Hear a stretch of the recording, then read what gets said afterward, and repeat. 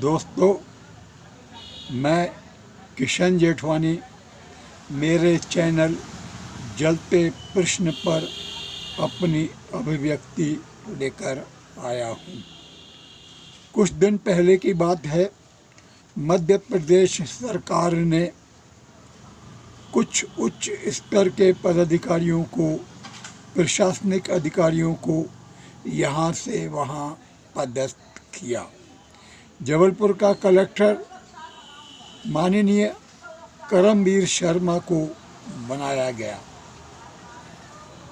यह बात शायद उनके कुछ मातहत अधिकारियों को हजम नहीं हुई होगी। कलेक्टर कार्यालय परिसर से ही दुष्प्रचार शुरू हो गया कि कलेक्टर नए हैं, अनुभवहीन हैं, छोटे से शहर से बहुत बड़े शहर में उनको कलेक्टर बना के भेजा गया है, वगैरह वगैरह। इन बातों से कलेक्टर विचलित नहीं हुए, वो अपने काम में जुट गए। दोस्तों, कोरोना संक्रमण के एक मरीज ने निजी पैथोलॉजी में जांच कराई तो रिपोर्ट पॉजिटिव आई।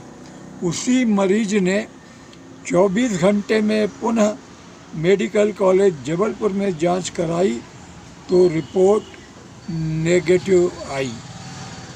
डॉक्टर विशेषज्ञ इस घटना को तकनीकी भूल बता रहे हैं, लेकिन जलते प्रश्न पर सुलगते सवाल यह है कि यदि उस मरीज का इलाज उसको कोरोना संक्रमित मानकर किया जाता तो इलाज की दिशा और दशा दोनों बदल जाती और इसके परिणाम खराब भी हो सकते थे। दोस्तों, आजकल भारत के विभिन्न क्षेत्रों में, बाज़ारों में सर्जिकल उपकरण बिक्री करने वाले दवाई के दुकानों में चीन में बने हुए पल्स ऑक्सीमीटर और फिंगर पल्स ऑक्सीमीटर धड़ल्ले से बिक रहे हैं। सारी दुनिया जानती है कि कोरोना पूरी दुनिया में फैलाने का अपराधी चीन है। क्या चीन में बने हुए उपकरणों के कारण कोरोना की समस्या और गंभीर नहीं हो सकती? इस तरफ ध्यान देना चाहिए। दोस्तों, आजकल हवा, पानी और दवा में विषाणु कीटाणु घुल गए हैं। लोगों को जहर बेचा जा रहा है। बोतलों में पानी और पानी के पाउच खरीदकर लोग पानी पी रहे हैं। जबलपुर में वाटर फिल्टर प्लांट में पानी को शुद्ध कर कैल्शियम युक्त बनाने का कार्य युद्ध स्तर पर होना चाहिए और यह काम कलेक्टर को स्वयं देखना चाहिए, यथार्थ में ज़मीनी स्तर पर देखना चाहिए। ये बहुत ज़रूरी है, क्योंकि चौराहे पर खड़े कुछ लोग हास्य कथा सुना रहे थे कि साहब ने अपने मातहत अधिकारियों को निर्देश दिए कि कोरोना से निपटने के लिए आवश्यक कदम उठाए जाएं। अधिकारी ने दवा निर्माता कंपनियों के मैनेजरों की बैठक बुलाई और उनसे कहा कि आपकी दवा में सुगंध नहीं है, यह हमारे साहब को शिकायत है। उनसे कहा गया, आप दवाइयाँ पहले की तरह तो बनाइए, लेकिन उनके रैपर में हर्बल युक्त दवाइयाँ इलाज हेतु तुरंत लाभकारी का स्टिकर अवश्य लगाइए। दोस्तों, हमें झूठ परोसा जा रहा है। लॉकडाउन का शोर बहुत मचाया जा रहा है।